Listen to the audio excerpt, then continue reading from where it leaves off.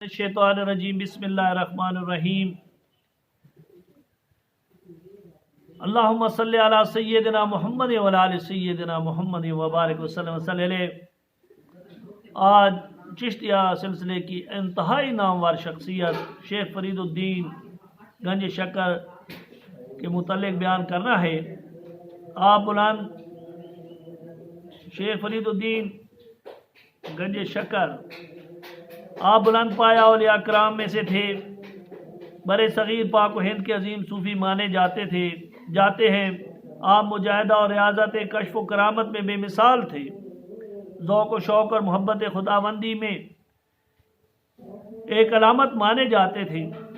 آپ کے والد ماجد جمال الدین سلیمان حضرت سلیمان محمود غزنوی کے بھانجے تھے اور سلطان شہاب الدین غوری کے زمانے میں کابل سے لاہور پہنچے. کچھ اچھا قصور شہر میں رہے مگر بادشاہ کے حکم پر ملتان چلے گئے. وہاں جا کر ملا وجیہ الدین کی بیٹی کسرم خاتون سے شادی کی. آپ کے 3 بیٹے ہوئے. ایک کا نام ایاز الدین محمود تھا, دوسرے نام فرید الدین مسعود تھا اور تیسرا مجیب الدین متوکل تھا. آپ کا سلسلہ نسب کابل کے بادشاہ فرخ شاہ سے 8 واسطوں سے ملتا ہے. اسی طرح 17 واسطوں سے سلطان ابراہیم ادم سے جا ملتا ہے. پھر 23 واسطوں سے حضرت فاروق اعظم رضی اللہ تعالیٰ عنہ سے جا ملتا ہے.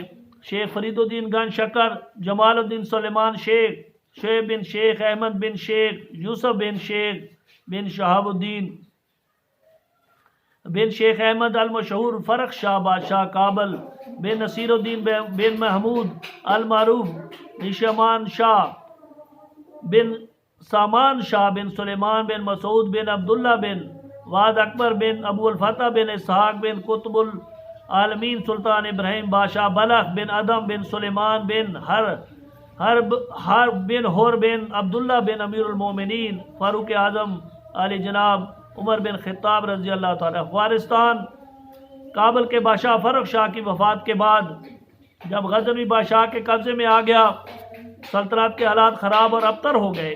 بادشاہ کے بیٹے اور دوسری اولاد کابل میں ہی تھی. جن دنوں چنگیز خان نے عالم اسلام پر حملہ کیا, ایران اور توران کی سلطنتوں کو تہو بالا کر دیا, تو کابل بھی اسی طوفان کی زد میں آ گیا. حضرت شیخ کے جد امجد ان دنوں کابل میں تھے. آپ شہید ہو گئے. آپ کے والد اپنے بچوں کو لے کر ہندوستان کی طرف روانہ ہوئے, پھر یہاں ہی رہنے لگے.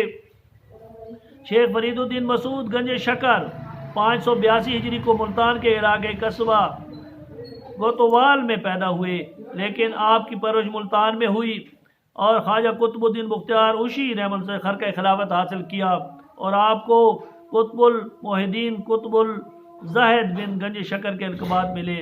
حضرت سلطان المشیخ حضرت خواجہ نظام الدین اولیاء فرماتے ہیں, ایک رات آپ کی والدہ ماجد اپنے گھر میں تہجد کی نماز پڑھ رہی تھی.